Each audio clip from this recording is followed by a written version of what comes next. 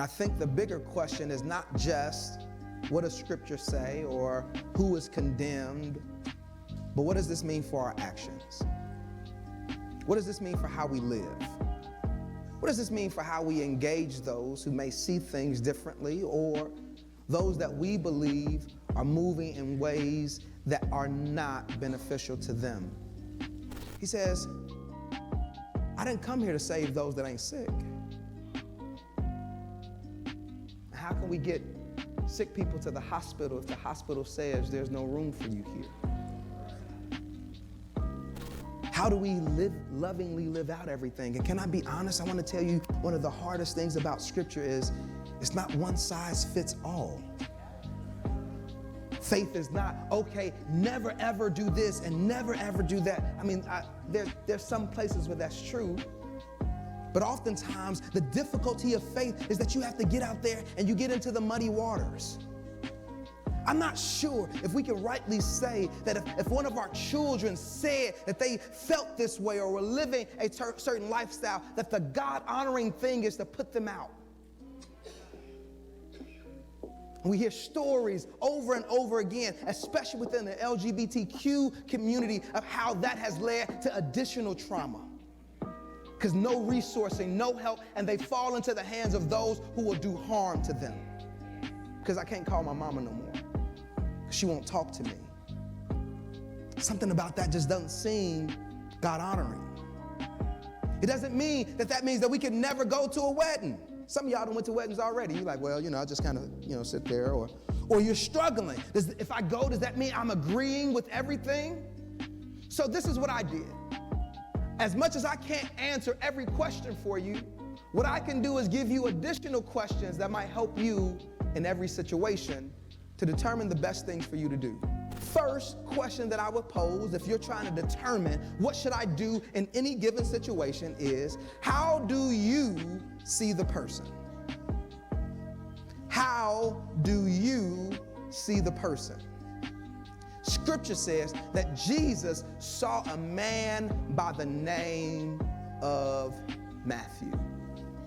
And I'm not trying to parse hairs here. I know this could be the writing, but Scripture is very clear when it identifies people by sin and when it identifies them by name. And in this place, Jesus didn't see the person by their sin, but he saw them by their name. He saw Matthew, who was a sinner, but he saw Matthew. How do you see the person? Your child, your loved one, your co-worker. How do you see the person? Because if you're going to them as you see them as sin, then you've missed it. Number two is not only how do you see them, do you desire more than anything that they would have a relationship with Christ? That's the next big question. What is your true desire? Jesus goes up and watch this. He sees Matthew, and then the very next thing that he says, at least that we have in Scripture, is he says, all right, I see you and I see what you do. Come follow me. Now, we recognize Scripture doesn't tell us everything, but what I will recognize is Jesus didn't give him a form to sign to say, make sure you have all these disclosures. Tell me every sin that you've done first so I can know it, so I can be ready for it. Tell me that you agree with everything I'm getting ready to say. He says, I don't need all that. All you need to do is see me, follow me. Let me work on all the rest of that stuff.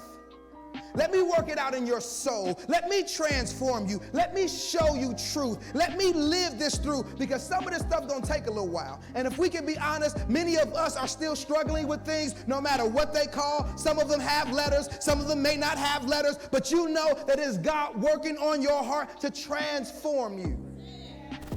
Last question is, as you see the person, as you determine if your heart is truly about bringing them to Christ or caring about their connection with God, the last question I think that we would go into is, and are you living this out of mercy and love?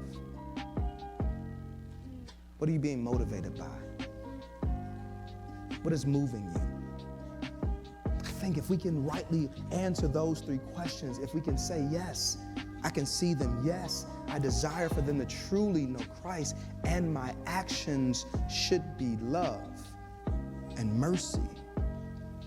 I think the answer that we rely on how to respond will be the best one possible. It will be what God would want us to do. It will be the effective change of individuals.